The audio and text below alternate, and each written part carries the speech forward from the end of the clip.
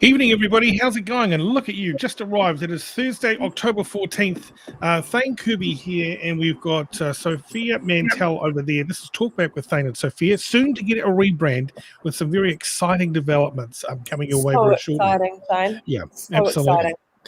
So we'll let you in on those very shortly. If you are joining us on Spotify, listening in your car and or other smart speaker Bluetooth, welcome to the show. If you're a person watching live, again, welcome to the program. Or if you're on demand, again, a very warm welcome.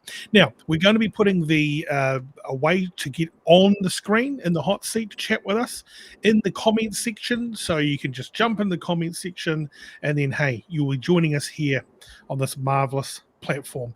Great technology that's happening right now. So boom, done. If you want to give us a call on the phone, our phone number, it's 021 949 555. Forget it. It's Yep. not working for me. Your hair is being done whilst we speak. How are you? Pretty good. I just got a couple of these. You had one of these bad boys recently? That right there is your chocolate finger. Delicious. It's your perfect chocolate to biscuit ratio. Yep. You need about 10 to feel satiated. So I have eaten all of them. There's only 3 left. Fabulous. Oh, well, good for 3 you. will You have know, to go. whatever makes you happy. Is that cat turd out of the garden? No, don't have a garden. Okay. Gotcha. Now, very, very special guests tonight. Not only have we got Benny Mack, no Luke Dallow. He's jumped the border and is in his holiday home with his children and family. Disgusting. Yeah. Is he part of a gang? Is he a prostitute? I don't know. Both. But obviously. Yeah. So he will not be joining us, or he may make a late minute, jump on that little link that's in the comments and join us. Otherwise, we've got some special guests. We've got millionaire entrepreneur Seeby Woodhouse. Now, this guy made a ton of cash at a very young age and spent it. He spent a lot of money, and he's done very well on it. What did he spend it on? That sounds fun, but then when you hear about people's experience with a lot of money, it never sounds as fun as it sounds when you don't have that much money. Yeah. Sorry? So he started Orcon. He sold Orcon to Cordia. He's done all kinds of crazy things. CB, very good chap. Hey, look what the cat dragged in. G'day, Oh, meow. Okay. Oh, I know I've come back for the milk. I missed that laugh. It's been 2 shows without you. It's good to have you here. Sorry about that, team. I've had some internet problems there. I've still got them, and I'm only going to be with you for an hour tonight, but that's okay. You know what? I reckon this show deserves just to be an hour sometimes, I reckon you've got a love interest. No, definitely have not. No. Something's going on with you, mate. Something's going on with you. Anyways, let's quickly go to our fact guy, check in with him, and our first guest is locked and loaded, which happens to be the very talented and very up-to-date boy. He's right across politics in this country and what's going on. Bomber Bradbury joins us in a couple of moments, everybody.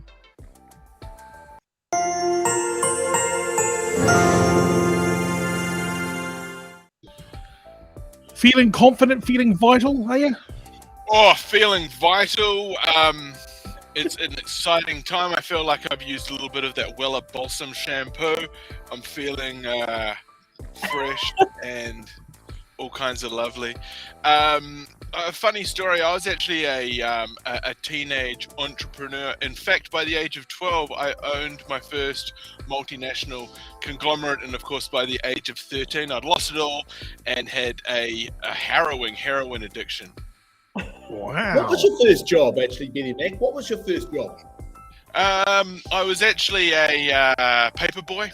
And what I did is I ran a gang of kids, and what we would do is we'd basically branch out into neighboring suburbs, and we'd use gang stalking and standover tactics to basically expand our operation. Not a troop of kids; it was a gang of kids. Oh, other people's paper routes.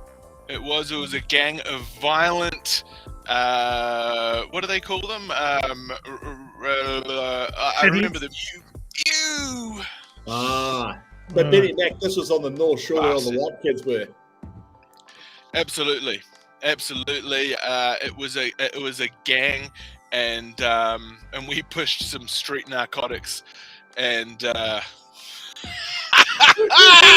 Thank you very much, mate. Nice talking to you. We'll come back during the Bombers chat, and you can bring us up to date with any facts and figures that we need to know. Thank you, matey. Lovely.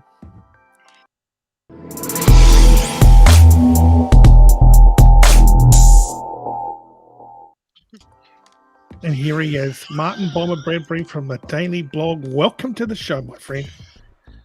I've got concerns with the fact checker. I feel We're all concerned about. it's like that's the fact checker, but I feel like I need the fact checkers back.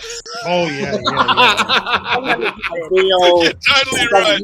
I'm hearing a lot of data coming in. I'm going, ooh, I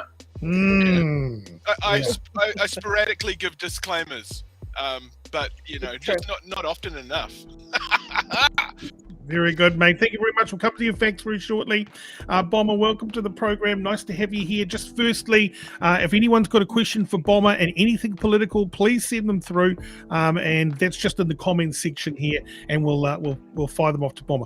Bomber, Simon Soyman had a birthday, and he's spent it with a night out with his lovely family. Also disclosed to the country he suffers from gout. So, yeah. Something all great men suffer from. Right. Of course, you suffer from it, Thane. I suffer from it. Yeah, totally. Hang on. The people that never suffer from it, the guys that kind of come in limping, like I've seen Luke Dallow do it a couple of times. Oh, no, mate, just when I've been running, I just sprained my ankle. Rugby injuries, mate. Oh, that's it. Rugby injuries, yeah. Mate, but the thing with gout, mine is hereditary, but I've sorted out my medication. Like, I was on the wrong medication, but on medication, and it didn't do a flying fuck. It did nothing. And now that I've got my meds right, man, I haven't had a gout attack in years. Right. Yeah. So Isn't it just the most awful scenario?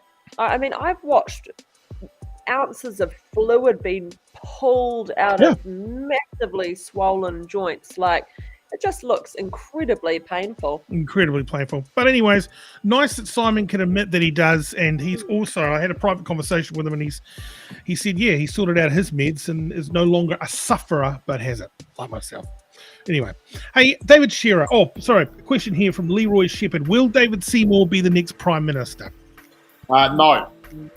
Right, next question. Why? The problem for, and you look at the last three polls that have come out, Roy Morgan, the new UMR internals, and the Taxpayer Union, each of them have acted around 16%, which is phenomenal for ACT, and it's cannibalising the National Party vote. But the problem is that the middle voter of New Zealand looks at a Judith Collins and David Seymour government, and they freak out, and they want nothing to do with that, and they'll stay with Labour. It's like putting lung cancer and bowel cancer together and asking people to vote for it. It's a hard call. Yeah. So when is Luxem going to make his move? When is that scheduled to happen? When is Judith going to be sent to the backbenches or retire? Well, the problem for National is that Judith loves power the way great white sharks love blood. And she has managed to set things up inside National where she's surrounded herself with very mediocre MPs, but she keeps the 51%. And of course, in the National Party, you just need 51% of the caucus to say, oi, you're out, we don't have faith in you. She has been able to manipulate the situation so that she's got a naked 51% majority in that caucus. And until they're able to flip some of those supporters of her, she's going to ride this card all the way to the election if she can. See, I don't think Luxton is a good alternative to be the leader of the National Party. He's a bit of he's a bit of a Bible sort of basher sort of guy. He's a God botherer. And there's a lot of people that actually don't like him. And I don't personally like the guy. I don't know the guy, but what I've heard from him, he's not my man for the National Party if I voted National. Yeah, I think that in the era of COVID, where we are listening to the science and we're listening to the best scientists, I just don't see people after that wake-up call voting for someone who believes the Earth is 7,000 years old. Like, I don't see that happening. Nor do I. Luxon is a very fundamentalist, take the Bible literally kind of guy. I just don't see much of an electorate for people who don't believe in dinosaurs. Gotcha. So who are we looking at then? Well, for National, the most likely contender is Simon Bridges because, as Thane pointed out at the beginning of the show, he's the one who's trying to humanise himself, reset himself, recast himself as the person that National can turn to. But if it's not Simon Bridges, I just don't think any leader change is going to help them come 2023. Some feedback here from Jason Keeler. Luxon is the most skilled National have. Josh Owens coming in with Jacinda isn't keeping COVID out anymore. Bomber doesn't matter, and it is a third term slipping if she messes up the COVID response down the home straight. It's such a good question, and it's a real concern, right? It's a real concern. Yeah. Right now we had 71 cases. We are predicting that those numbers will break into triple figures next week. Yes. And the week after that, you're talking about sort of 200 cases a day. But the real problem is that we're going to have this tsunami of sickness hit us at a time we're not really used to it. Remember, 180 cases a day is the maximum amount of track and trace. Beyond 180 cases a day, you can't track and trace them. It's gone. It's out. But that's why they've Sorry, Thane. So that's why they've kind of like you can quarantine at home now, right? Well, what they're setting that up, what that really is about is that they're putting that into effect because they know once you start running into the thousands, well, you can't send them. You can't send them to MIQ. Yeah. You can't send them to the hospital. They're going to have to stay at home. And this is the next phase of this. People who do catch it, you're going to be asked to stay at home, get through it yourself. There'll be a phone call from somebody from the public health to check that you haven't died. And then there'll be the hospitals full of sick people. This is where it really all comes down. And I can't see us realistically getting out of level 3 before Christmas. This is like the 1991 Rugby World Cup in South Africa. We've been a bit poisoned, haven't we? And I mean, I look at our sort of Vaxathon that's happening on Saturday. I mean, is that really a bit of a publicity stunt from the Labor government or from Jacinda? I mean, The only game in town is vaccinate, and then vaccinate some more. We're in this place, in this position now where the bloody virus, within 2 or 3 weeks, it will have gotten away from us. We will not have been able to stop. It will find people to become carriers. It will get out into the community. And this is where it all counts. This is, for many countries, they had their trauma and their carnage at the beginning.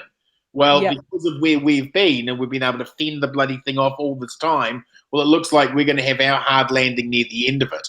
So everything and anything the government can do to get people vaccinated right now, that's it. That's the only game in town. Why aren't Māori and Pacific Islanders, why are they getting vaccinated? Why don't they distrust the government so much that it's hard to get them in there? Yeah. So there are a whole bunch of reasons. One, let's not forget that the actual Māori demographic itself is far younger than the Pākehā demographic, right? The future is way browner.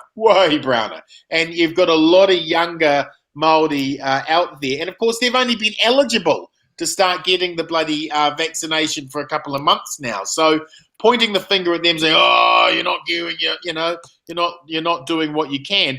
If you check the areas within Māoridom where you've got Māori health providers who are directly being able to get into the community and do the work themselves, they've got high vaccination rates. When you allow the DHB to do it and stand back and go, okay, well, public health will step in, they've got no outreach into those communities. And they've got no outreach for a whole bunch of reasons. One, it's public health. The second they need to cut a budget, the first thing they cut is community outreach, right? We saw this with the measles epidemic, remember?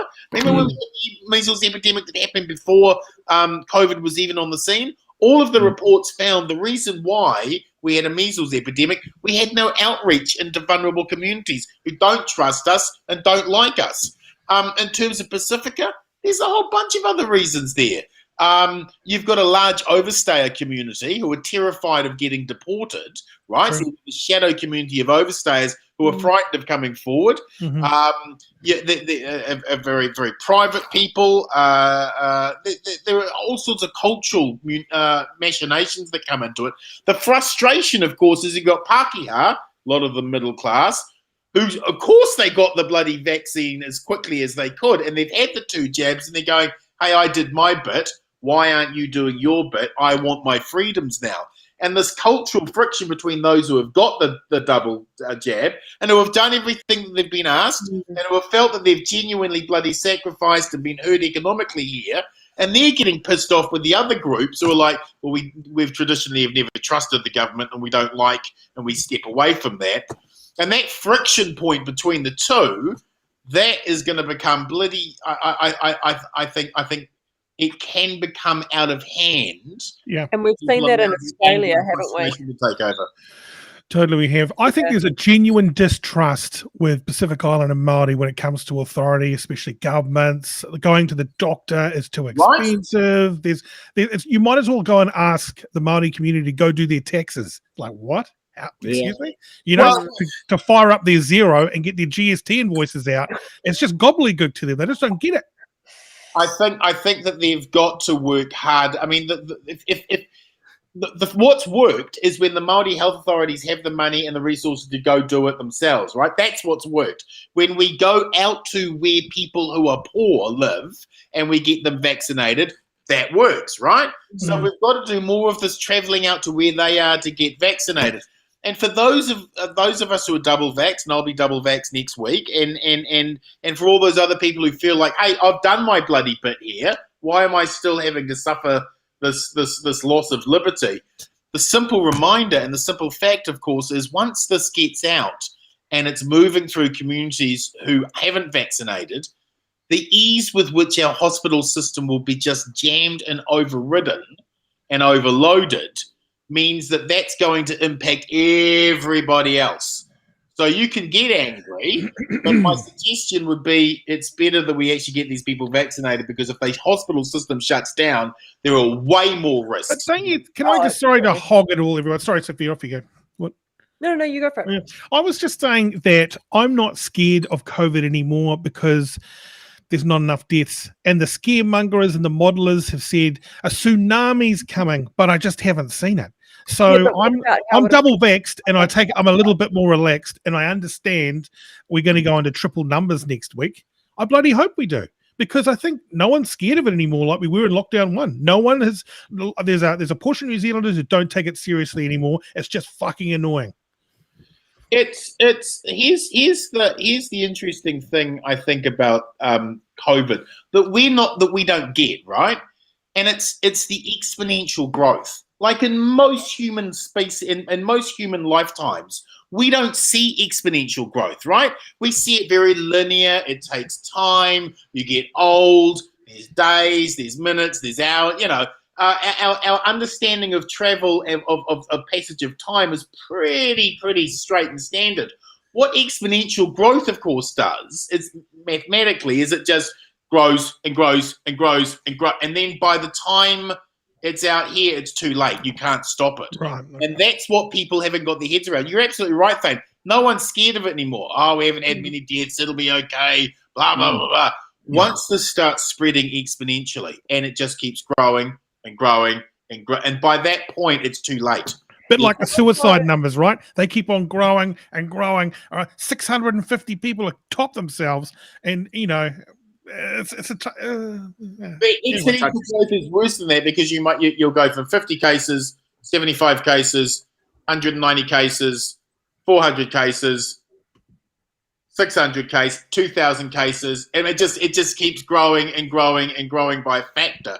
And because we're not used to those sorts of numbers when they happen, we're sort of a bit COVID will be fine, we'll get through it, sort of thing. But no, if this breaks out, it's gonna be. They've lost control, haven't they? I think so. There's no way to stop the bloody thing, man. It's out there now. I mean, if you look at the numbers, it's all go, and this is only going to get worse. That's why I can't see us getting out of level 3 before Christmas. I can't. Show me the mathematical way that happens. That's going to be a sad Christmas, mate. Sorry, Thane, while I totally understand where you're coming from, it is frustrating, and you do feel like you get a little bit more relaxed because we haven't seen huge rates of death. We don't have people piling up and smoke coming up because of all of the people having to be burned. We haven't experienced that because we've taken it on in a different way in New Zealand to other countries. But I think even if you took out that as something that may or may not occur in our country, and you looked at what the other effects could be, for example, even just your, purchasing food, how things move around our country, how many beds there are in Starship, for example. Like, I know that at the moment, through Starship, when they had all of those winter chills, what was that one that RSV or something? RSV, yeah. They had no beds left. So what happens when these kids that can't be vaccinated, and this is just, for a good thing to think about, if you are getting frustrated and you have kids, you have kids that can't be vaccinated. What happens if they're sick? You want those kids to have beds in Starship. So if for only that reason you decide to not be as frustrated, or to just have a little bit more leniency, or, wait a little bit longer, do that just for the fact that your children need to have a Starship bed if something happens. Do you know what I mean? Or someone else's kid. Well, we're continuously reminded another reason why we should keep believing. This is like the Warriors, isn't it? You're kind of like going, all right, are we going to this? It's not like the Warriors. It's like the Warriors. Like, okay, we're going to beat it. You know what? To be honest, I would have suffered 2 more, another month in level 4, than have these guys like, the gangs or whoever's running around the country unvaccinated. And like, you look at the beaches this weekend. How good was today? Who barbecued? Who went down the shops? Who went to the beach? You know what I mean? People are out there. Because I think that at the end of the day, when you look at what we're facing right now, it feels as though the moment's gone. To me, it feels like the moment to save it has gone. Yeah, it's out. It's gone. Now, it's over. It's happening now. So whatever you do, you go and get your vaccination. Absolutely, whatever you want to do, to help. Yeah. But at the end of the day, it's over now. And you know what? This Vaxathon, didn't remember when Jacinda came out and she was like, the numbers were ramping, and then she didn't show for that weekend. I mean, she was on a road show, for God's sake. She can't be everywhere. And it was like, bring out the Prime Minister. It's like, my God, she's going door knocking. Give her a break. She didn't get a Sunday off. Anyway, she comes out in this hurriedly rolled out Vaxathon because we need a Super Saturday. The shit's getting real. And if you're not going to be vaccinated, you're in trouble. Right. So it's like, it is ramped. Super Saturday is a reason why it's ramping and it's out of control. And all the unlinked cases, that's a little bit scary, don't you reckon? Do you also worry about Super Saturday being a Super Saturday spreader? We are so desperately at a precipice right now.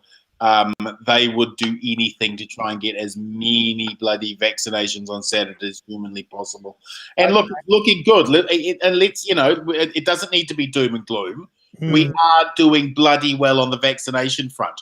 We are now more people are now vaccinated in this country proportionally than in America, right? So we have made great and amazing inroads. There really has been, as you said, Thane, ramping up. And there is a way to navigate out of this. There is a way where early quarter of next year we are past this and we have some sense bloody our lives back. There is a way to there. But there's also, unfortunately, a way where this could become bloody messy incredibly quickly.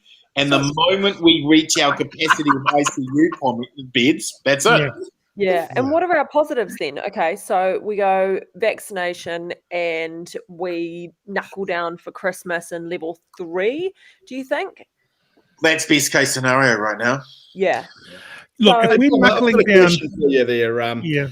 Sorry to talk over there, Thane. Right, is it someone like a Messiah to come down? Like if I put a white sort of sheet around me and started... Is there a time for that now, throughout the community? Is there any time for that? Well, Brian Bishop Tamaki's certainly trying that right now, isn't he? And he, apparently he's going to be quite successful. This Saturday, he's going to another protest, but it's not really a protest. It's a picnic for him. Yes. At what number, Bomber, do you think Jacinda needs to save her election campaign to be re-election? What number does she throw Dr. Ashley under the bus and fire him because she didn't get the heads up properly and or on time? That guy is he's in the firing line, isn't he? Because he'll be the first to go, right? If she distances herself from this mess as we ramp up to 500 infected, 1,000 infected, and the deaths are at 30, she's going to have to slowly distance herself. I think that if things got that bad, right? Yeah. Let's say they start, and I'll give you the pressure points in a second. But as they start climbing up, her only outcome is going back to level 4. That's her only move. And she wouldn't fire or sack anyone. Everyone stays on board. You couldn't.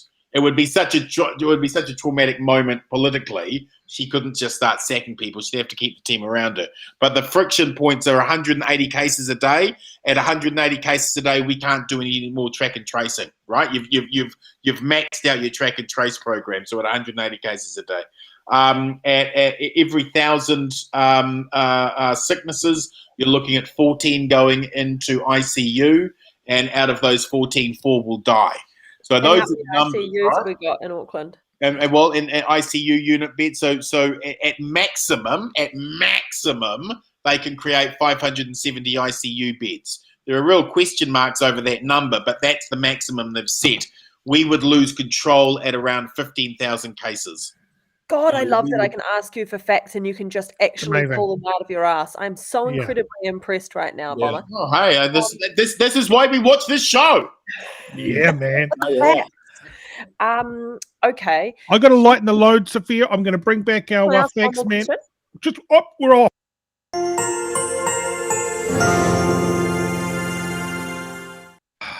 Here he is, keeping us on the straight and narrow. It's our facts guy, Benny Mack. Yep, I just got a call from a personal friend of mine, Clark Gayford, just during that last segment. He liked what you guys were sort of saying, a few things he didn't like, but he actually shared an anecdote about a time not too long ago where he ate half a dozen kina and also some crayfish. He got a bad case of gout, and he actually had to take the rest of the month off. Holy moly, no more moving houses for him. Oh, hell no. Thanks, mate. Bomber. We've got our mate, our mate, old Winnie, mate. I say he is planting a seed, isn't he? So is he trying to adjust his mistake that he made? He is right now in the Roy Morgan and the UMR internals, the new UMR internals, and the Taxpayers Union. New Zealand First is just under 5%. Now, that's amazing for Winnie. And if you trace it back politically, any time in the political cycle that New Zealand First is that close to 5%, come election day, he's certainly over it. So he's feeling the wind beneath his wings, and he's getting some polling numbers. But that stunt over the weekend by claiming that Harry Tam had secretly gone up north with a COVID infected sex worker, pulled a couple of jobs around the North Island, and then fled. Turns out, well, that entire story fell over. Harry Tan had nothing to do with that. And it was a swing and a miss from Winston. Worse than that, though, I think Winston actually legitimately burnt some bridges with Labour. They looked at that and they went, "You've tried to knife us and gut us," and made the allegation that the government knew this as well and had covered it up. I mean, that's a pretty serious allegation. Totally. So I think Winston did himself a lot of damage this weekend. A lot of damage. It's like that America's Cup, where they kind of got to sail around and land on the countdown and then go over the line. Like Winston's really gearing up with a full gust of wind to cross that election line. I like that. What do you think of old Ritty? Can he step up? I think he's very, very smart. I think he's in the wrong party. He should be with the Labor boys. He should have gone over to Labor a long time ago. Yeah, right. Okay. Do you think Willie Jackson's performing? Do I think Willie Jackson is performing as a politician? Oh, well, he's incredibly popular. He's one of the strong performers when it comes to the media. He can front foot a lot of the interviewers in a way that a lot of the other Labour MPs can't. And that's his training as a broadcaster. In terms of political performance, he's been able to bring more money to Māoridom in the last 4 elections. Yeah, he's been able to bring, I think, over $2 billion into Māori projects. That's more than any other political leader has managed to achieve in decades. Yeah. He's a hard baller in terms of the behind-the-scenes negotiations. He's very, very good. I've got a brand new wharf up at Russell due to that, boy. I love that. Oh, that's very good. Excellent.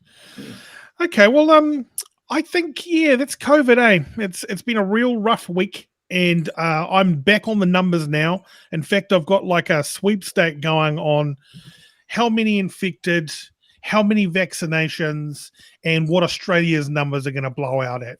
And it's really surprising. I didn't expect 71 today. I thought we were just it would drop down, to like 22 again. Should we go around the room and predict by next time, Bomber? We're on next Bomber next Thursday.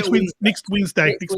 Okay. Well, I'm going to predict by next Wednesday we are going to have on that Wednesday 310 cases. Whoo! Look at this guy. 310. Okay, Sophia? I think we will have just surpassed our 180 threshold. Okay, 180. Bomber, what are your thoughts? My call is 150. Wow, Bomber's going 150. Thane? You're 310. I'm going to go 96. Whoa! Okay. Yeah, bouncing around a little bit. You know why? I reckon Super Saturday might have kind of sorted things out. Everyone may get a fright and come off the streets. Who knows? We could be in level 4 by next Wednesday.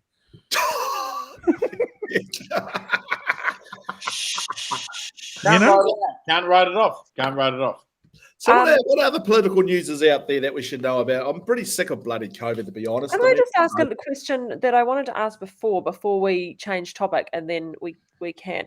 Bomber, before we were talking about potential overstaying citizens or not citizens.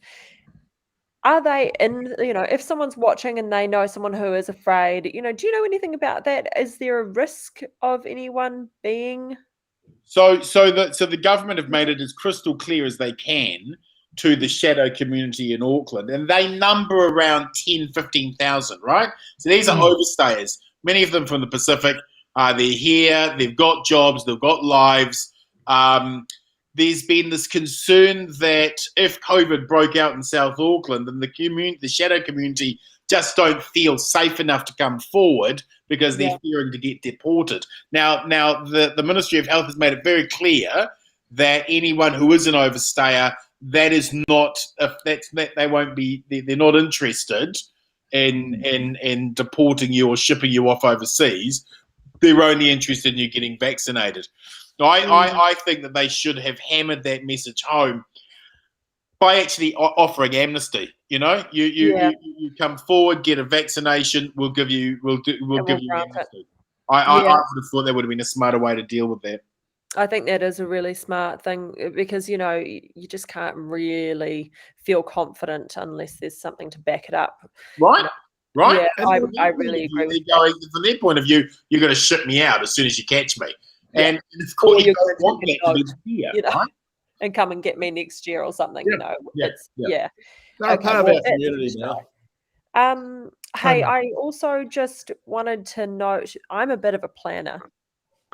For anyone else who's a little bit of a planner, and if the COVID stuff is shit's gonna hit the fan, jump onto Chemist Warehouse now and get some Panadol and some ibuprofen if you are going to be at home in case you do have it, and then they're actually already limiting it to one pack per person.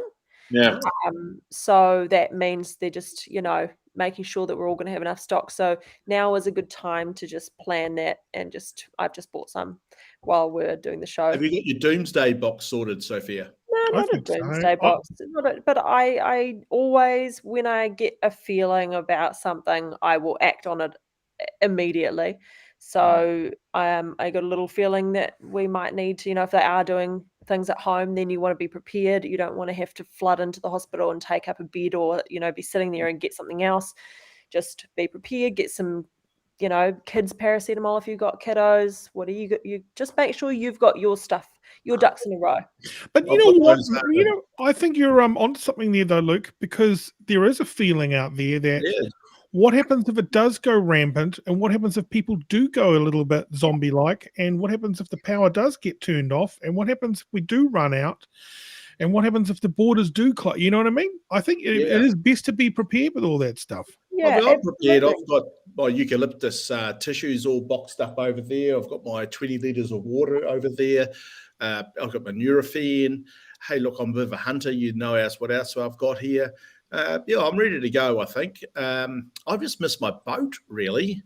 I think we need to prepare. As responsible people for our families, we need to prepare. Well, if you look at the modelling that's coming out of South Auckland, even at 80% vaccination rate, now we're at 60% now, right? 60% double vaxxed.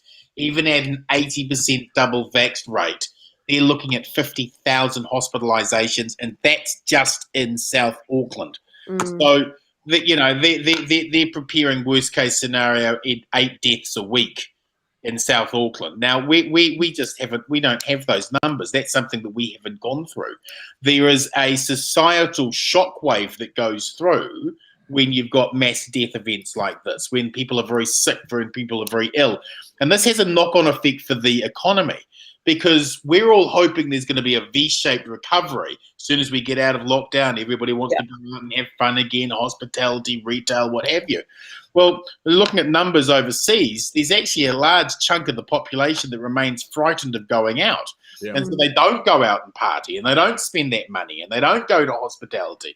So I think there's going to be a very, very severe shockwave economically from all of this that we haven't really counted in yet. We've got something in from Tom Rutherford, our brother in Australia. That's never going to happen. Where is he getting his bloody figures from?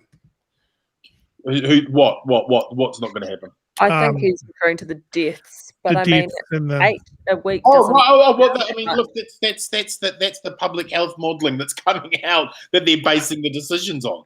So you're saying you're getting these numbers from scientists? Oh yeah, God, yeah. This is the modelling. This is what people are expecting if this happens. That's the answer, Tom. We're getting this from scientists. It's not Bomber picking them out of thin air. There's no point to fearmonger here. No. Terrifying enough as it is.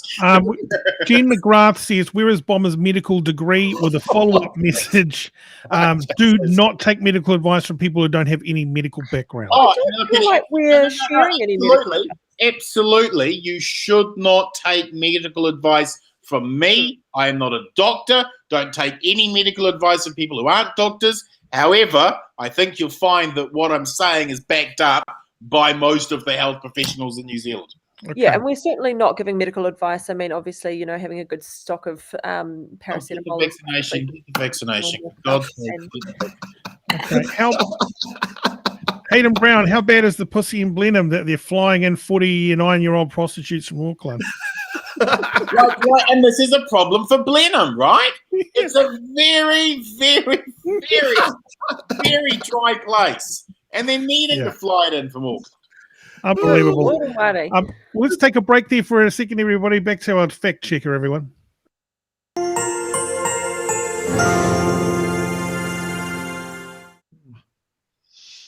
Mate, what do you got for us? Last time I hit Northland with the Lady of the Night was about 19 years ago, turning tricks. It was my first time working as a pimp. We sold suck and fucks from the back of a converted Morris Minor minivan. Yeah, we had a 250-kilo weight limit on that minivan.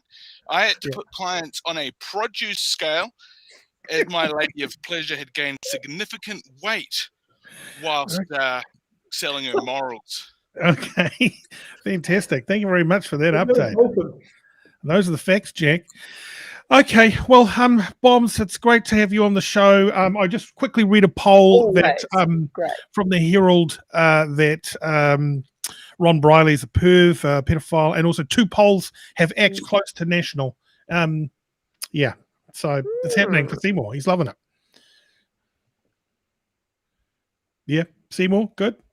Seymour's doing very, very well. And again, the problem for the right is that national plus ACT doesn't equal 51%. So they're going to continue to fight it out. ACT, I think, will continue to cannibalise National's vote.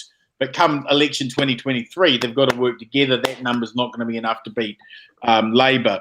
But I think where ACT overtakes National next year will be during the hate speech debate. I think National are going to be able to argue free speech in a way that Judith just can't. And I think that the woke activists on the left are going to scare the bejesus out of the middle when the middle understand what the woke activists' threshold for hate is, right? Like most people will hear, well, what do you think is hate speech? And then they'll hear what the woke think is hate speech, and they'll go, that will make me a hate speech. Right. I don't want that. And I think ACT will be able to base a large political overtake of National during that. Okay. We're not hearing much about the Green Party either. I just want you to comment on that. Are they just being pushed aside like hospitality and tourism? I wish they were. What do you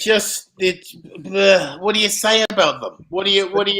I think you just said it, Bomber. They don't know if they're Arthur or Martha, and if they did work it out, there'd be a 3-month hooey to denounce and argue what pronouns to use. I just don't think that they're relevant to a lot of people. They talk about things that are very academic, very esoteric, and are very, very, very, very tiny subsets of subsets of subsets. When people want to know about housing, they want to know about poverty, they want to know about inequality, and all they hear from the Greens are sort of weird little arguments about things that don't really matter. So there's enough of them there for Labor to get across in 2023. But as a political movement, they seem pretty irrelevant right now. Hey, Bombs, do you want to stay on for our next interview? I'd like to doff my cap if I may. Okay, you can. Thank you very much, mate. I will see you next Wednesday. And just reminding you, next Wednesday, you were saying infections 150. Yes. So we'll keep it there. Okay, thanks, matey. Yes. All the best. Well done. Our next guest has arrived here at Talkback. Let's go there now.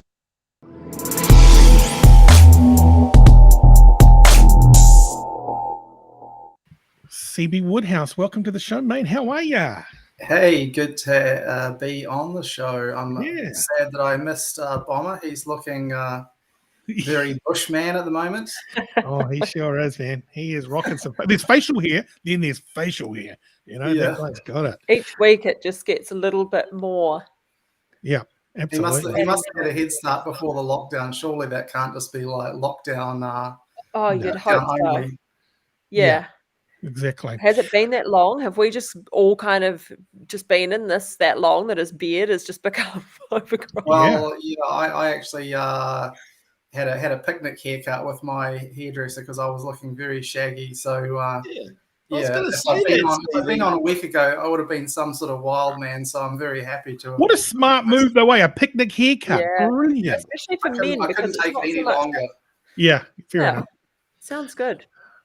So I want to bring you here because you're a mega entrepreneur. You've done some huge things. People do things, but you've done it on a bigger scale than most. And I wanted to know, when you sold Orcon, right back when you established Orcon, you did that, then you sold it off to Cordia, and then did you kind of refresh your phone waiting for the transfer, and you see all those big numbers? How did that go down for you, and how did that make you feel? I actually did get a physical check, Thane. So I ended up getting like a check for $21 million, and then I kind of banked it and wondered whether it would bounce or not, but I didn't think it would really bounce. And then once the funds were actually cleared, because I am a kid from Glenfield and I hadn't had a lot of money, I was still 29 when I sold Orcon. So the first thing that I did is I spent an entire day basically just going to ATM machines, getting a balance printed out on a docket that said $21 million in your checking account. And then I'd leave the receipts in various places on the ATM machines. So the next person would think, "What the fuck?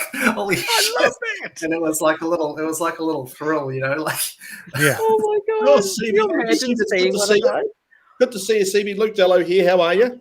Yeah, good to see you, Luke, mate. How you been? Good luck. Good, buddy. Good. That check, was it handwritten or was it typed? No, it was one of those. It was one of those oversized bank checks. It was like a bank check that was kind of special. I don't know. Yeah, it wasn't huge, but it was like out of some sort of special book. Yeah, the computer printed and everything. It was like the bank printed it for them, so to give to me, kind of thing. That is such a photo of it. Amazing. But Orcon's just going through a listing, so $700 million company now. So if I'd kind of held on, then but I've had 3 chances to be a billionaire, and I've kind of stuffed it up every time. So unfortunately, but I've done okay. But it's interesting because there's some journeys that I could have taken that would have ended up in multiple billions. One of those was that I don't have a lot of Bitcoin. I just sold my last Bitcoin the other day, but needed some pocket money. But in 2008, when Bitcoin first came along, I sort of heard about it and thought it was a real oddity, kind of thought it was interesting. But there was 10,000 coins to like $1. So I just thought it was kind of, and you couldn't spend anything. So I just kind of thought it was useless. And then, but I knew all the technical details. I knew all the early people. I was in the thing because I'm a technical person. I was right at the forefront. And then I kind of wrote it off as like an oddity. And then it was kind of $1. And I was like, well, it's worth something. It's not worth $1 because, a US dollar is better than a Bitcoin. And then it was $10 and I thought, it's a bubble. And then it was $100 and I thought, it's a bubble. And then it was $1,000 and I thought, it's definitely a bubble. And then it was 10,000. I was like, no. So, God, I had a friend who was a friend of a friend that I'd told because I was enthusiastic about the technology, but just didn't put 10 grand in or whatever. And so there's a kid in Australia who was a friend of a friend who heard through my friend. So I'd told my friend, he'd told him, and this 21-year-old ended up cashing out for 60 million Australian. So put $5,000 in like 2010 and then cashed out for about 60 million. So there's a second removed person who I can contact, who I can say, you've got $60 million because of me, because I told my friend, but I'm too stupid to have any. So it's interesting. Interesting, Seeby, because I was also in real estate and someone wanted to buy a house in Bitcoin. And we just couldn't do it because no one could handle the transaction. Well, it's still emerging, and of course, one of the things is that it's pretty terrible for the environment. But there are newer kind of coins, and I mean with the rate they're printing the US dollar. At the end of Obama's presidency, the US national debt was about 10 trillion, and it's now 30 trillion. So the problem is that the US dollar is the world's reserve currency, and that means that the US gets a free ride over everyone else, because if we want to buy anything like a microwave from China, New Zealanders have to basically grow a lamb or cut down some wood or do something productive. We send our stuff overseas. we get US dollars and then we take those US dollars and we spend them with the Chinese. But if the US want anything, they just print more US dollars and send those to China, and then, you know, China just gets paper. And that worked for like 50 years because in 1971, you know, they came off the gold standard. But the US dollar's now going sort of like Weimar Republic, you know, Venezuela, like they're just printing it into absolute oblivion. So you will have noticed that, you know, house prices are increasing, food's increasing, gas is increasing. And if you look at an old dictionary from like the 1940s or the 1950s, the definition of inflation was expansion of the money supply. But if you look in a modern dictionary, it basically says inflation is rising prices. Now, it's interesting because obviously expansion of the money supply is purely under government control, whereas rising prices you can blame on, you know, evil corporations. But if you actually look at Auckland house prices, it almost exactly correlates with US money printing. So the amount of US dollars in circulation, and you match that with Auckland house prices, it almost correlates exactly. So you know, my opinion is that it's 100% caused by, you know, US dollar inflation, and it's, you know, it's getting out of control, and so we're seeing, you know, really distortive effects. So that's going to be interesting what happens. Probably not going to be pretty. Do you think if they get Biden out and Trump comes back, do you think it'll be more the same? Can he correct anything, or they've set their course? So they just have to follow you know, Trump's a massive hypocrite because, you know, he's a business person, but he's also, you know, he'll just say, you know, anything. So he's also, I guess, the consummate politician. And when Obama was in office, you know, Trump rightly pointed out that Obama was going stimulus mad and holding interest rates at zero, and that it was going to end in a disaster. So you can look back at some of his, you know, pre-Trump speeches, and so he was saying, you know, they need to tighten interest rates, the Federal Reserve's out of control. And then as soon as Trump gets in, he wants more stimulus, he wants negative interest rates, he wants them to completely take, you know, their pedal off the gas, and he threatened Jerome Powell, and, you know, he basically did every single thing he could to get as much stimulus as possible. And now Biden, unfortunately, is lumped with this massive stimulus bubble that has happened. So, of course, you know, the thing is that the US economy is this giant steam engine. And once you get it up to 100 miles an hour, then you kind of can't, you know, just stop it on a dime. Yeah. And a 4-year term is really only enough to start seeing the effects of what the previous president did. So, unfortunately, Biden's going to take the fall for a lot of the, you know, crazy economic stuff that Trump did, and then people are going to go, oh, Trump, things were way better under Trump, but not realizing that Biden's having to deal with all the shit that Trump did. You know, to clean up. Yeah. How do you kind of secure yourself in New Zealand? What would your top tips be to sort of just safeguard yourself if this is going to continue the way that it is? They're going to continue printing money. Our house is going to keep getting more and more expensive. What are the things that you do that might apply to people who don't have multi-millions?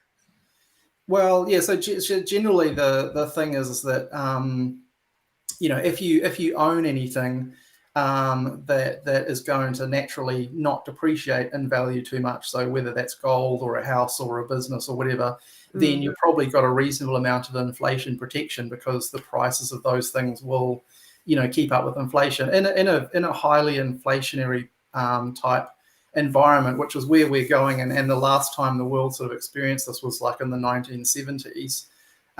Basically, most people don't remember, but in order to get on top of inflation, and by 1981, the whole world had interest rates of about 20%, and that was to encourage people to save and, you know, not spend, and kind of, you know, the only way to basically get a handle on massive inflation is to have a high interest rate. So the issue that we've got is that the world is so addicted to all this cheap money that's coming, you know, out of everywhere, out of all of the banks, that you know, it's kind of like a runaway train. So the only thing they'll be able to do is raise interest rates, but of course that's enormously you know, bad for people that have got mortgages. So I guess the thing is that you want to own things that are going up in dollar value, but it's not that things are going up in value, it's that the value of the dollar is falling. So it's actually that the money's getting worth less, not things are getting worse more. So if you keep dollars in your bank account, they'll eventually be worthless because, there's so many new ones getting printed all the time. But if you have, a house or, gold or something like that, then it'll keep pace eventually. But the trick is that if you're loaded up with debt, when interest rates go up, and they're probably going to at some point in the relatively medium short term, then you don't want to get caught out and, be naked when the tide goes out kind of thing. So start paying down your debts now. Yeah. What car do you drive? Tesla. Tesla. Oh, awesome. Do you still eat baked beans when was the last time you had baked beans for dinner? No, they give me indigestion now. I used to eat them. I used to eat them under my desk and sleep at work and that whole thing. But it must be, that poor person food doesn't really work on my stomach anymore. How's your gout? Not a gout. I think it's just Waddy's. For some reason, Waddy's spaghetti and Waddy's baked beans gives me indigestion. But really, that sauce. It's like acidic or something, eh? It's a tomato, I think. Hey, so how is the internet business? Because you've got Voyager, and I'm thinking, hey, internet, online, Wi-Fi, it's all going off. Is that the case still for an internet company? Well, I mean, the whole COVID thing has not been easy. I mean, I own about 12 different businesses. Voyager is definitely the largest with over 100 staff, and Voyager's larger than Orcon was when I sold it. So Orcon was turning over about 24 million when I sold it, and Voyager's now turning over about 40 million. But I mean, we provide 1% of all the internet in New Zealand, so about 20,000 homes and businesses out of 2 million homes and businesses in New Zealand use Voyager. And of course, most of the plans these days are flat rate, which is fine. But we have to pay other internet companies and termination and things. And so obviously, when people are at home using 50% more internet, our plans stay the same. So we've had a massive increase in our cost base, but we haven't gone to our customers and said, you need to pay 50% more because all our customers are on flat rate plans. So, we kind of worked out, look, this is how much internet people use. And so this is what our plans need to be priced at. And then that's kind of, a normal kind of thing. And then all of a sudden everyone's using, 1.5, 2 times as much as that. So, can I ask a real weird question? How do you buy it? What is internet? How do you get more of it? Is there an internet mine? It's a beautiful thing. So yeah, when I started Orcon, I mean, it was, the internet was very, very young. But so the beautiful thing about the internet is it's a network of networks, and anyone can own a network and then connect it to the internet once you start meeting, certain kind of criteria. There's applications and things. So for example, in order to be on the internet or an internet provider, you need IP addresses. Well, there's not-for-profit organizations. One of them is called APNIC, the Asia Pacific IP Address Registry. You go to them. It's hard to get IP addresses now because the internet's running out of IP addresses, but that's a different thing. Yeah. But you basically apply for IP addresses, which you can then give out to customers. There's things like domain name registries, which you can, join or start. So, Voyage is a top-level domain name registrar. And basically, all of our customers and all of our network, which goes from Sydney, Auckland, Hamilton, Wellington, Christchurch, Dunedin, and all of the 20,000 homes and businesses, that's kind of the Voyager network.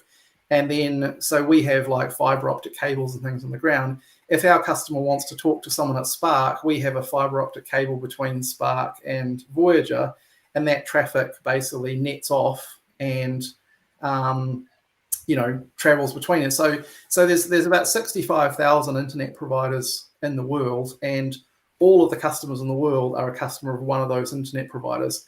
Those internet providers then basically agree to exchange internet traffic with each other. And if you're not directly connected to an internet company, you can pay another company to get to the big one. So, for example, we pay like Spark and Vocus and a couple of overseas companies to get to like people in Finland and all that kind of thing. And they basically provide what's called transit. But it's obviously, unless you're in an industry, it's a little bit complicated, but there's actually nothing to stop anyone starting an internet company. Overseas in the US, there's obviously like licenses and things, but So Seeby, being a serial entrepreneur like myself, what do you find is amazing about being an entrepreneur? not being told what to do by anyone. That's what I like. I think I had a couple of jobs out of school, and one of my jobs I worked at like a small bookstore, and I decided to create like an Excel spreadsheet of the specials we were running, and I it was run by a pretty cantankerous old guy who just basically like had his book of sales, and he did things his way.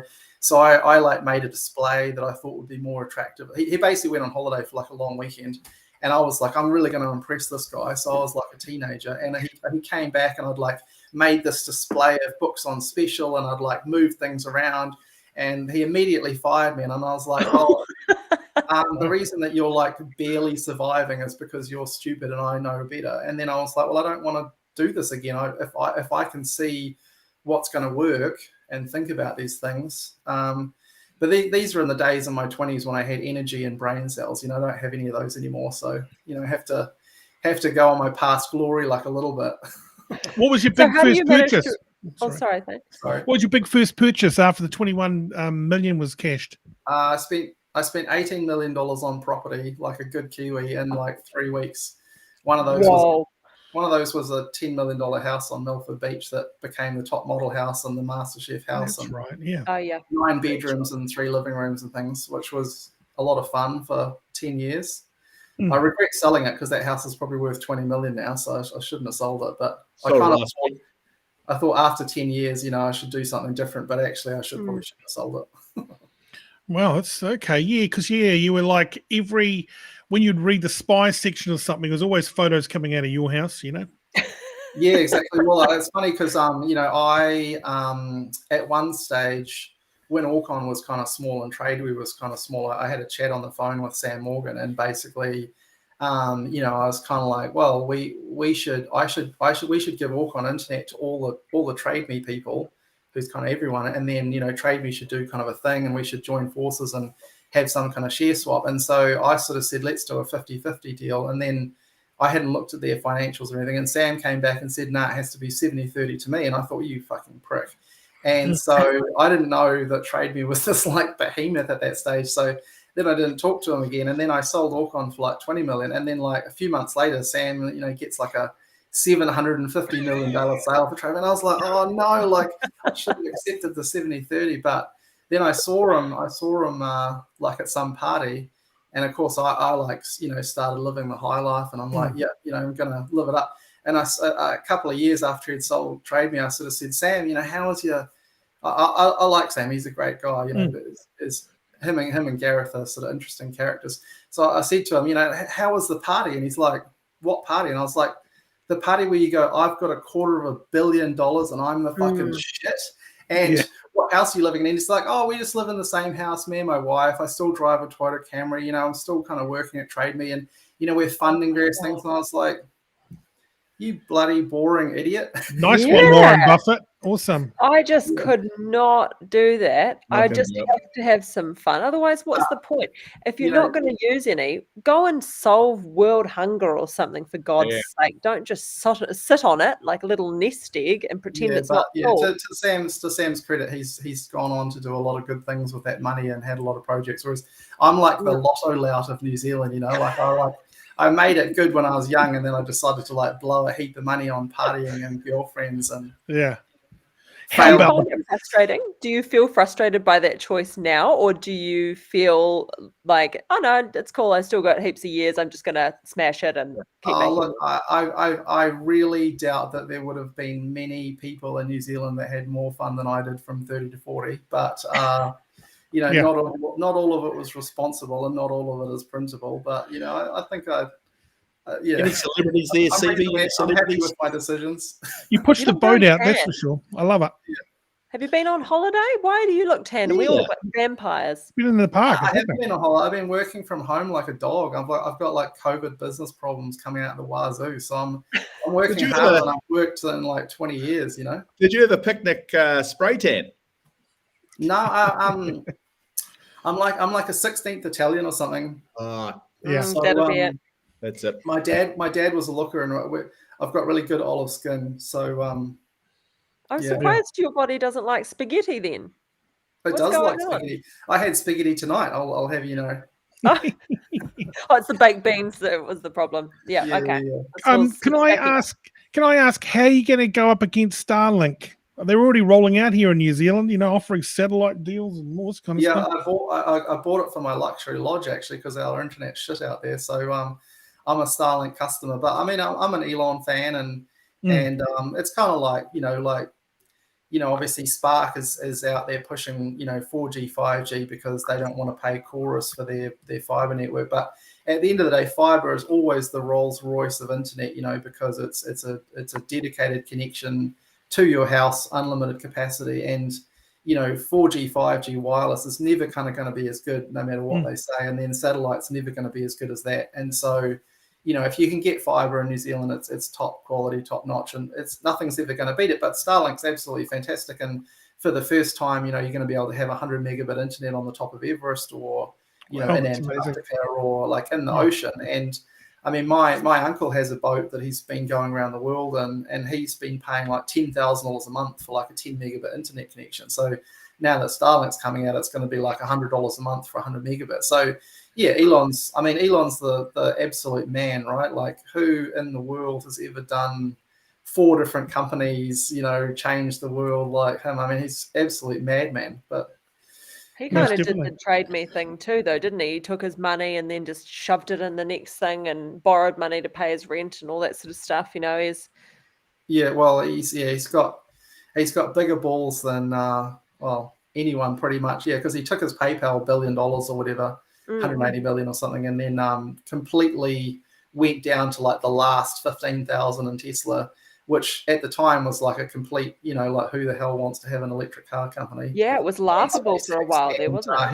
He was right on the verge of bankruptcy, twice, and then just doubled down again, and just, now he's the world's richest man. But he deserves it. He works harder than anyone else. That's the big balls. I've got to put my mask on, guys, and fight some crime. So I've got to see you soon, eh? Okay, matey. Thank you very much, Luke. See you, Luke. See you soon. Super, pal. Hey, I just want to bring our fat guy in because he's just sitting on the sidelines there. We're still going to be talking to Benny Mack, everybody. So just hold there, Seeby. We're back in a split second. Benny, after you. Here we go.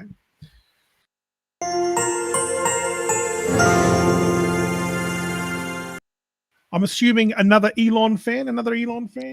Oh, yeah. Huge Elon fan. I've been following him for years. I wish I had bought Tesla stocks probably about 10 years ago. I know I'd be doing a lot better off right now. Fantastic. Just running it through the AI and the analysis. How's everything going so far with the show? AI is going really well. I actually had to call my personal psychiatrist, my shrink, during that last segment there. I had a story from my childhood sort of dredged up. I don't know if you guys want to hear it or not. As long as it's quick. It's not super quick, but maybe I could save it for later on in the show. Yeah. Okay, great. Yeah. Thank you very much, matey. Perfect. Back to you, mate. So yeah, you must had the time of your life. I was just thinking all the memories that you store. Even me at George, kind of going, wow, this is incredible. Because for one bit of a moment in time, radio would never be like that ever again. What I was doing on the radio, I could never do ever again.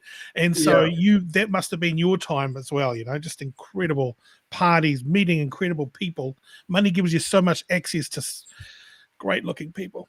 Yeah, it gives you better quality problems, but it gives you more of them, that's for sure. So yeah. What are the negatives? What are the negatives of money, do you think?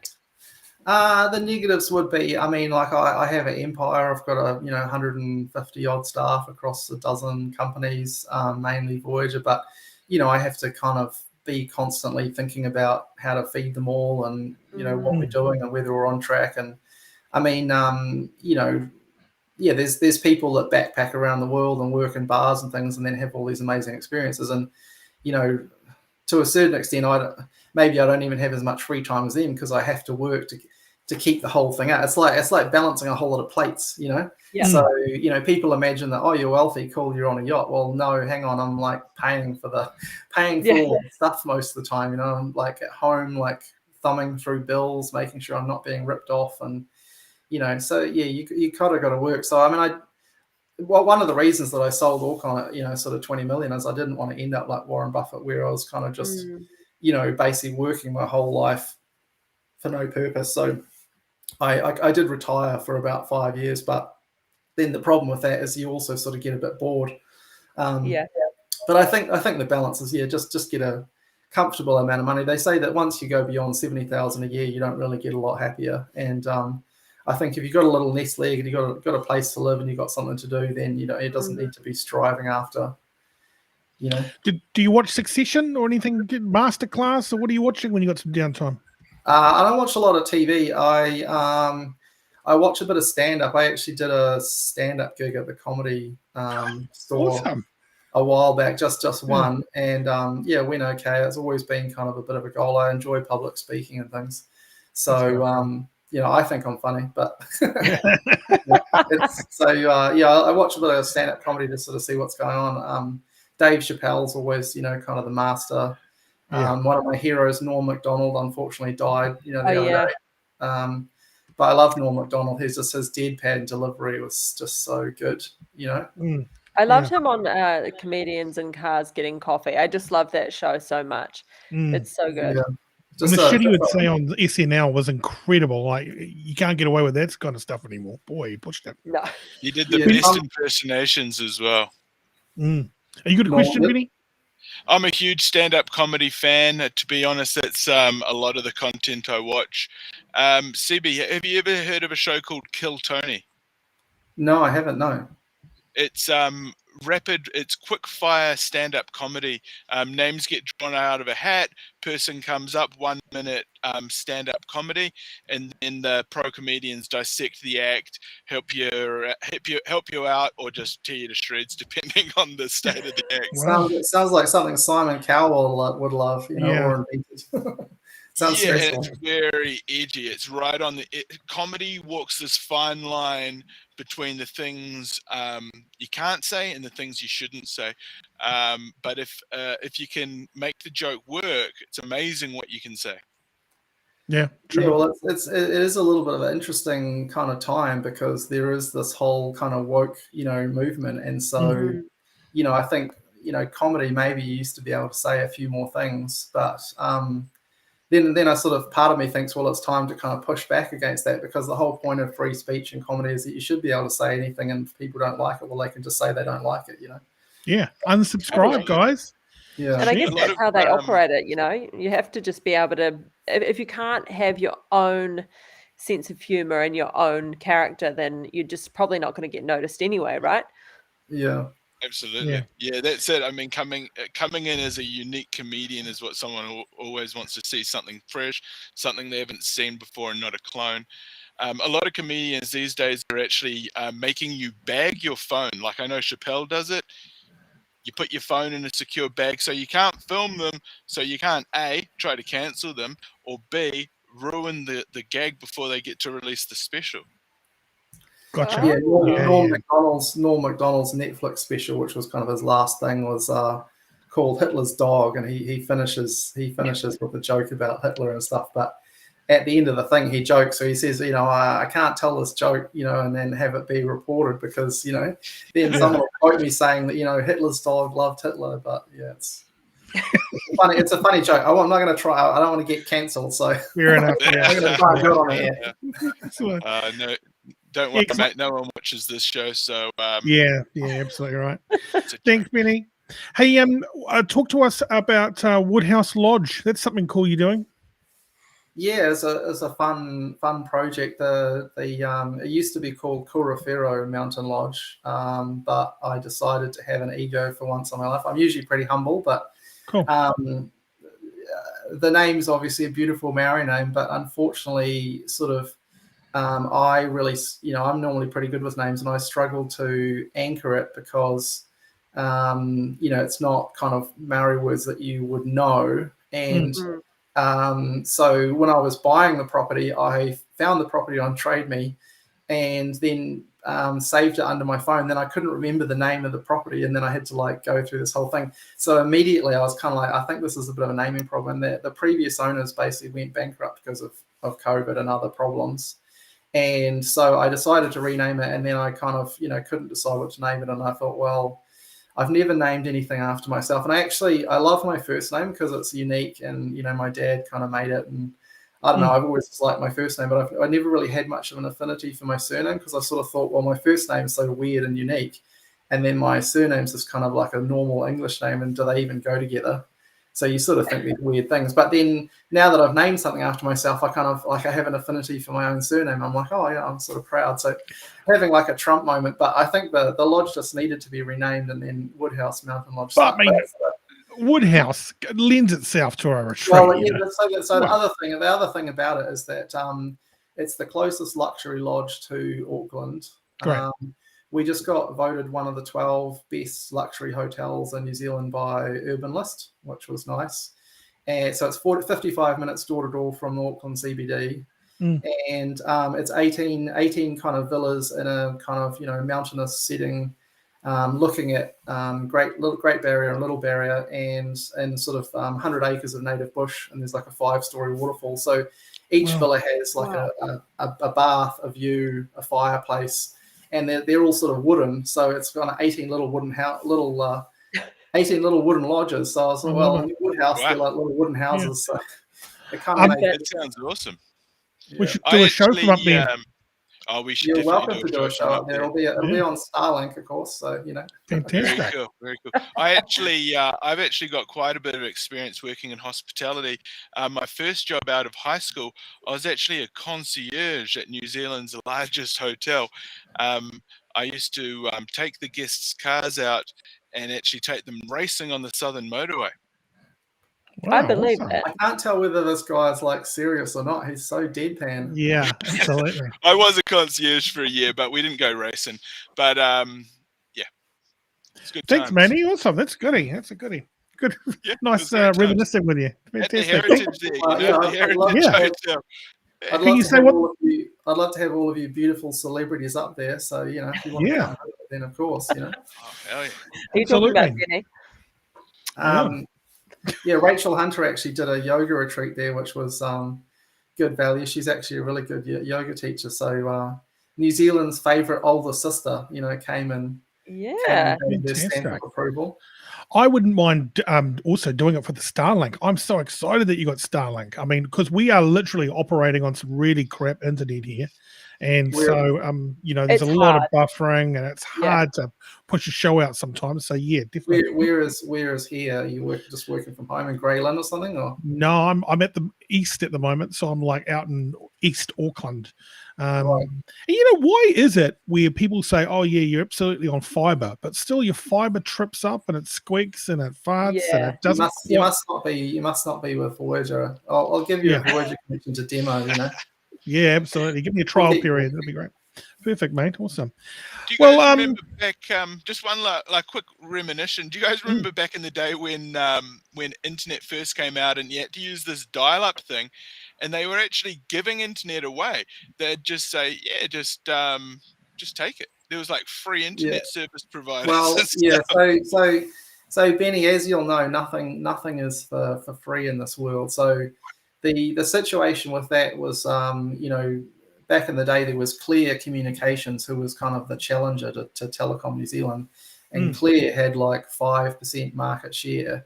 And all around the world, traditional telecommunications companies, have to what they call interconnect with each other. And normally the way that voice interconnect works is that you pay the telephone company who terminates the call. So, for example, if you have a telephone company in New Zealand and one of your customers calls South Africa or something, you have to pay the communications company in South Africa or some telco to terminate that call in South Africa, and then you bill your customer for that. And so basically the way that it works is Clear worked out if we're a very small percentage of New Zealand telecommunications, but if we get telecom customers calling us, we make 1 cent per minute for that call, which works out to be about, I think it's about $300 a month or something. And so internet was $35 a month. So various internet providers and Clear worked out, well, our agreement with Spark, or Telecom as it was known, basically allows us to make $350 a month by giving away $35 worth of internet and getting people to nail up their services the whole time. Now, those 1 cent per minute interconnect charges still exist to this day, but they don't exist for toll calls, which is why you have like a toll bypass provider, and why there's often like toll companies, that sort of do like cheap international calling or toll cards. And so that's when Telecom New Zealand basically pushed out the 0867, 0800, type internet thing. So Telecom came up and basically said, oh, we've got so much internet that it's threatening our telephone exchanges. So everyone who dials an internet provider has to dial 0867 or 08 some other prefix, and those 08 numbers were outside the interconnect agreement, and then so the whole thing fell apart, and then it all stopped working about 6 months later. So it was a temporary thing, and basically Annette Presley got in there and made a heap of money by giving away internet because she was friends with one of the guys at Claire. But I tried to do it, and I was just a little bit too small. So I was a kid running an internet company, and I would have customers ring me up, say, oh, you bastard, you're billing me $45 a month, and internet clearly doesn't cost anything, you absolute mongrel. I'm going to Annette, who's giving away internet for free. And of course, Annette's getting like, $150 for what I'm selling for $45 and not paying anything. And the whole thing was a big rort, but obviously people outside telecommunications don't really understand what happened. But yeah, it wasn't. How long are we going to have telephone numbers for, do you think, Seeby? Probably not much longer. Also, we're basically out of them, aren't we? I mean, everyone just does Facebook calling or FaceTime or like WhatsApp. Because I was reading about WhatsApp's acquisition the other day, and it was crazy because in the beginning it was just a subscription-based service where you paid $1 a year after your first year. And they sold for something like $750 million to Facebook. Yeah, Facebook bought them for $1 billion. No, hang on. Facebook bought Instagram for $1 billion. And yeah, Instagram they bought. I think they paid $17 billion for WhatsApp. And I mean, for a messaging platform, that's an astronomical figure. I mean, you wouldn't think that WhatsApp would be worth 17 times more, but Facebook was just basically like, we've got enough money, so we'll just pay whatever anyone wants as long as they get penetration. Yeah, that must have been their first sale then, maybe not to Facebook, because it was about $750 million. That was in the early 2000s, I think, what I was reading. But how do you make that much money out of a subscription service? Like if we're wanting to make something happen in a subscription, obviously I'm interested in subscription stuff at the moment, but have you seen anything coming around?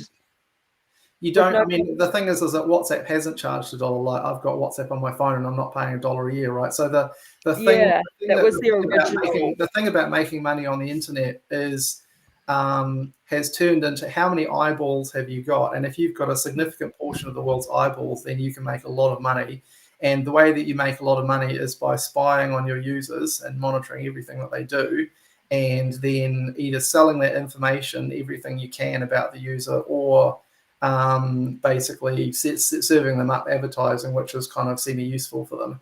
So if you're on Instagram monitors not just the things that you look at, but they monitor like how fast you scroll. If you slow down your scrolling, they know that a certain image is slightly more interesting to you, even if you haven't kind of, paused on it. And every tiny little thing that you can think, the angle of your phone, everything is being recorded. And so that's what you're kind of losing. And obviously, having 1 billion or 2 billion people addicted to social media is worth a gargantuan amount. So you don't need to actually sell the product for anything if you can get enough eyeballs. So the way that it's gone on the internet is that, everything's virtually free, but there's if something's very, very successful, it's worth a lot of money, and you can just keep on making it free forever because investors will give you a return.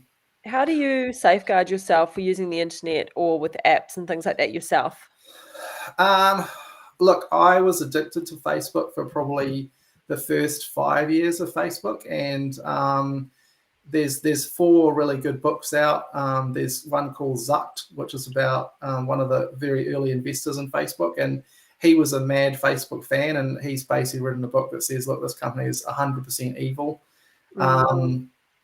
So, I mean, most people don't understand how bad the whole Cambridge Analytica type thing was, but we're talking like psychological warfare and manipulation. So Cambridge Analytica was doing experiments where they would basically inflame, African nations and have people warring with each other to sort of see how much control they could exert on the populace for fun. Wow. So they were causing like violent conflicts. The whole Rohingya thing in Myanmar, where there was like basically genocide, that was all because Facebook was effectively given away with all of the phones over there. And that was something that Cambridge Analytica kind of orchestrated. And it's like a fire that you start with gasoline, you can't put it out. So there's some really, really shocking stuff in there that if you dig into it, and it's just, I don't really use Facebook anymore. I have a presence. I haven't cancelled my account, but I don't log in. Unfortunately, I'm still addicted to Instagram, and that's owned by Facebook. So,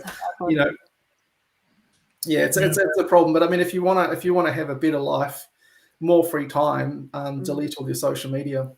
Yeah, absolutely. OnlyFans are doing quite well though. I put a little limit on mine for like a daily limit, and it turns itself off, and then you can just sort of select like remind me in 5 minutes or something, and I find that really works. Like it just at least draws attention to it. Otherwise it can just blow out. Yeah, well, thankfully Apple's kind of, at least had some of those tools. I mean, I remember when the whole screen time thing, first came out, and it said, "Oh, you've been looking at your phone for an average of like 11 hours per day," and I was really shocked because I just didn't think that I was losing all this time. And so, it's Apple's probably one of the best, companies in that they're not really, monetizing their customers' data. They're sort of interested in privacy and security, and they're warring against cookies. So now Safari, for example, every time you launch Safari as a browser, it deletes all of the cookies every 24 hours. And so that stops sites from tracking you and things. And what about the password breaches? Have you got any info on that? Like I've got 256 passwords that need to be reset, and I cannot be bothered because it's 256 passwords. But is that a real thing? Is that happening? Do we need to go? Oh, yeah. So, I mean, there's actually there's a real problem at the moment globally, which is a massive exponential growth in hacking and denial of service and internet attacks.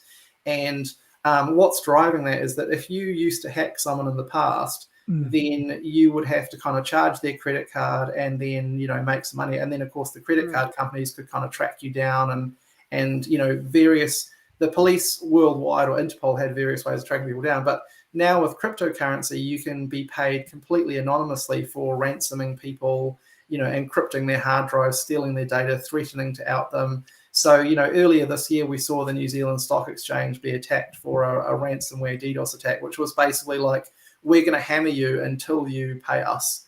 And Voyager actually got very heavily DDoSed. We were probably the second largest behind the New Zealand Stock Exchange.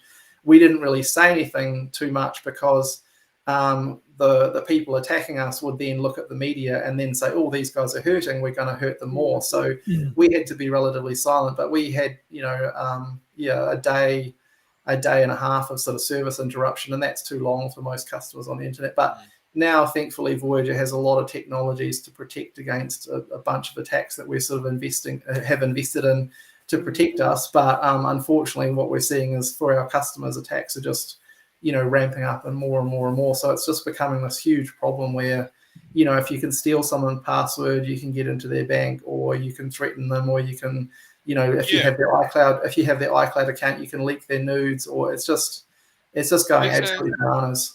There's a pretty interesting concept where everyone sort of blames Russia, but the truth of the matter is that anyone in the world could employ hackers or DDoS services from Russia. So it's not necessarily the Russians, they're just doing the dirty work. Well, it's not even necessarily the Russians. I mean, the person that attacked the New Zealand Stock Exchange could have been some 16-year-old in Grey Lynn for all we know. You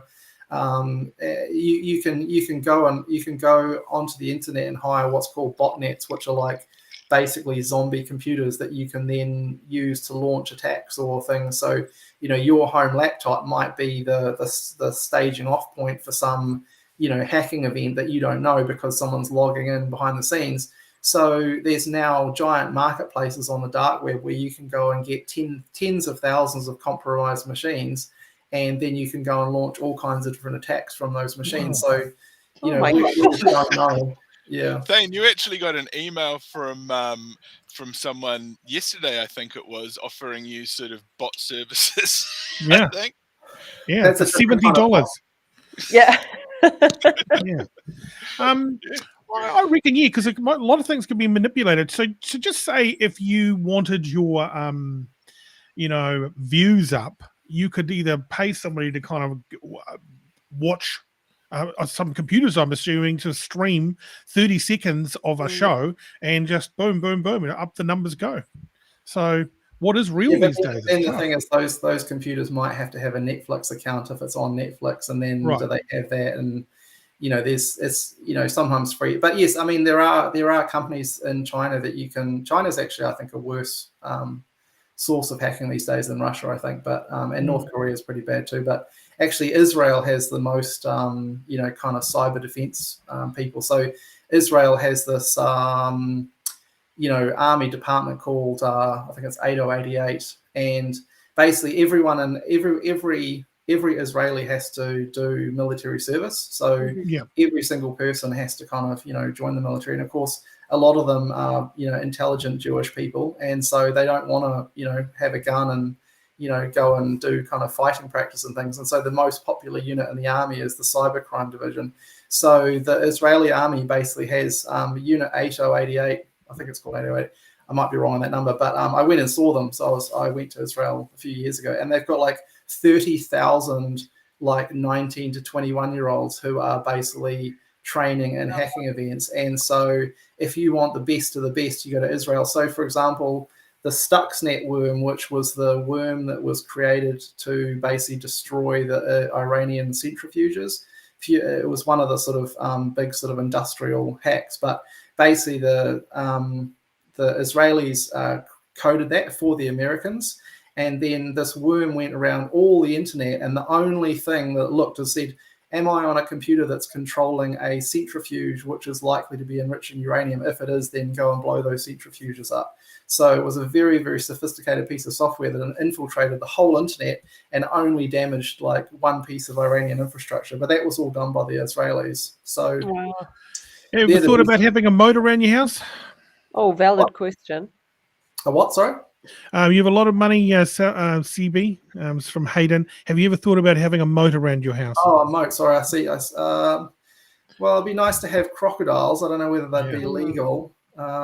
You'd need a moat for those too, and you'd need a drawbridge to match.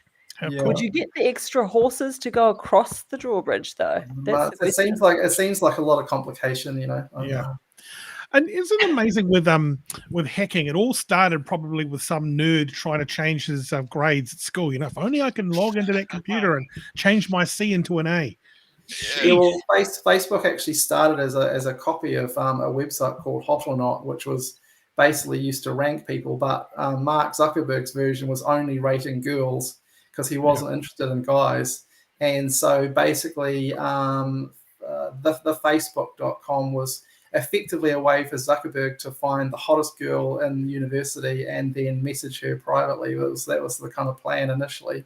And now, we've all wanted to meet hot girls. Let's face it, most of us at one time. But Mark has a special arrangement with Facebook, which gives him control of all the voting shares. So basically, Facebook is Mark Zuckerberg. There's no way to kind of vote around his thing, and so the whole world's kind of, he's basically a dictator. And is he a nice guy? I don't know. He looks like some sort of alien. He's very weird. Super weird. I wonder if someone's going to kill him one day. Just take him out. He's a target. Was he ever alive, or is he just a lizard? I'm pretty sure he's a lizard under there. So.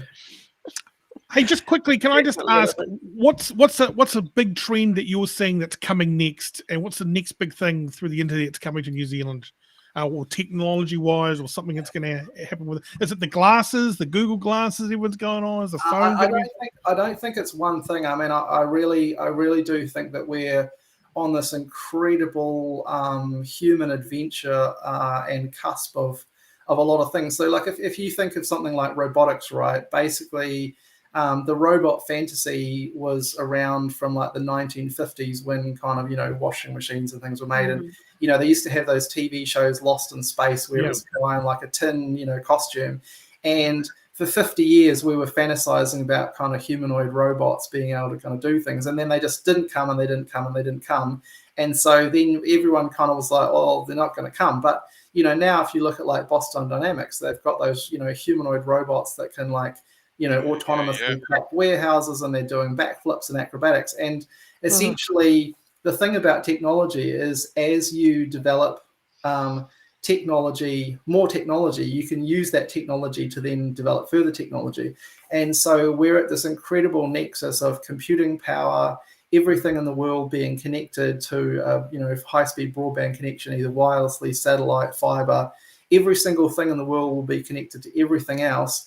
And because you can communicate in real time with anyone who has an idea, you can then collaborate on that. So things like self-driving cars, humanoid robotics, farming, solar energy, medicine are all just exploding, at the moment. And when you think that we've basically only had, a flat piece of glass with all the world's information in our pocket for about 14 years, when the iPhone came out 13, 14 years ago, what has happened since the iPhone, came out in 2007, and how different is everyone on the planet's virtually live compared to then? Well, if you look in another 10 years, it's going to be absolutely unrecognizable. The entire planet is going to go through a revolution. So, it's never been a more exciting time to be alive. And that's the only reason that I have any optimism about the huge problems of environmental issues and monetary policy and climate change and all that kind of thing. There's a whole lot of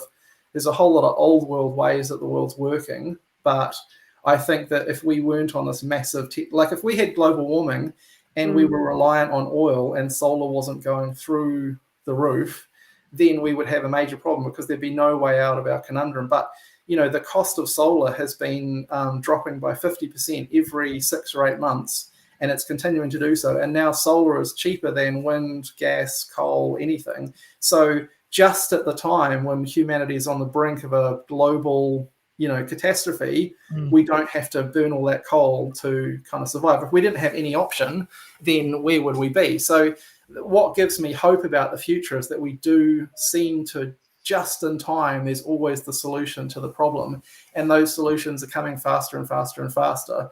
But of course, technology is like a hammer. It can be used for good, or it can be used to bang someone's brain out. So we just have to be very careful that basically technology is going to be used in the right way. So it's a fantastically interesting time to be alive. I can't wait to see what's going to. I mean, the world's going to be unrecognizable in 2 years. Yeah, it's like things like NFTs. That People guy, making $70 million for some digital artwork. I mean, that just blows my mind. Absolutely. What do you think of Wi-Fi as a human right? I'd pay not to have Wi-Fi sometimes. So, maybe it's a human bondage. Maybe we're looking at it the wrong way, but. I don't know. I mean, I think internet's got to the point where it is pretty much available to everyone, all the time. But there's other things besides. You can't give everyone in the world internet and then make everything equal either. I mean, again, the internet's a tool and it's nice. It's a nice thing to have, but there's a whole lot of other problems that the internet doesn't solve, and some of them it actually makes worse. Things like internet addiction or social media or whatever. So. A lot of like Facebook, and Google, they want to connect all of the world's population to the internet because half of us are spending half our day on the internet, and that's where they make their money. So it's not it's not necessarily an altruistic kind of viewpoint. Like, giving everyone internet that then they become addicted to. How is that making everything better? Yeah, I get it. Totally. Yeah. Excellent, guys. Well, thank you very much, mate, for being on the show. Really appreciate it. Come back anytime when you're not busy. Oh, well, I'm never busy. Well, no, I'm busy, but I'd love to be on more often. That's fine. I mean, you can have me on whenever you want. Absolutely. Thank you so much. I've got my wine. It's good. That's it. Yeah, lifting a heavy goblet there, Seeby. Let's have a look at that. Yeah. Anytime you're down to your like D-grade celebrities and things, just just give me a call, put me on the bottom of the list, and I'll be happy to come on. Perfect, mate. I appreciate it. Thanks for your time tonight anyway, mate, and all the best. Have a great rest of the week. Good to see you guys. Okay. See you later. See you, mate. Everybody. See you. There you go. Seeby Woodhouse. Wasn't that a great chat from him? That could go on and on and on and on, but I've got things to do as well. So here's a great chat. That was really, really interesting, and I really enjoyed that. Big Logie says that was epic. Agree. I love hearing about things I have no idea about. Do you know what I mean? It just that just gives me a whole other perspective. Sophia, Benny and Seeby kind of say the same stuff, but I don't know why. If you wore a shirt, mate, and drank from a goblet, Oh, hell it was a heavy goblet, wasn't it? Well, funny you say that. I've got a story. I've got a story to tell. My father actually was a very, very wealthy man. During my early childhood, we lived very extravagantly. The best foods, the best wines, restaurant, international travel. Whilst away on a trip to Barbados during my teenage formative years, my mother had decided to renovate the living area, unbeknownst to my father, and not knowing that my father had embezzled tens of millions of dollars in rare artworks and paintings, which my mother had unfortunately destroyed during her voyage into interior design. My father changed his identity, absconded to Mexico, and I was forced into the streets eating Indomie nasi goreng instant noodles. Delicious. Great noodle. Wonderful noodle. I have those actually in the cupboard. True story. Yeah.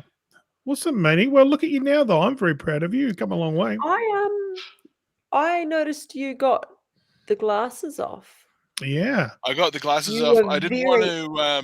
I thought, look, I'm going to respect the guest. Luke Dallow's not here to drunkenly belittle the guest. Yeah. So I thought I'd come in, put my professional journalism skills to work, switch it up to a higher level of operating, and then now I'm going to just bring it on down, because the light from the thing there is actually searing my retina, and I'm seeing my short distant vision fade, and I'm going to have to consult an optometrist.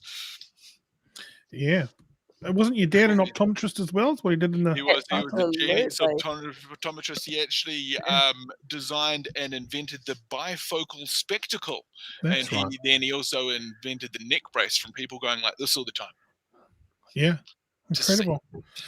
Well, thank you all for joining us. It is 10:42. Yeah, it is. Great guests, Thane and Sophia. More of those would be great. Got to go for now. Thank you very much, Tom. And you know what? We are going to get some really passionate and intelligent guests on this show. We've got a big show lined up for you. Yeah, we do. All the time. So tune in. And some of them will be your cup of tea, some of them won't be, but that's the joy of the show. There's always someone new and someone for everybody. Bask in the warmth of genius rich people. Yeah, it's the best. I love it. But so it's also really lovely to hear the human side of it, and it's still just bloody stuff you've got to do and lists of things that you're responsible for, and God, probably just gets exponentially worse, really. All right. Thank you very much, everyone. Back tomorrow from 9 o'clock. Have the best of evenings. See you soon. Oh, hang on. One more from Andrew. Graphics still up, or is it down? Thank you, Andrew. Yeah. See you, everybody.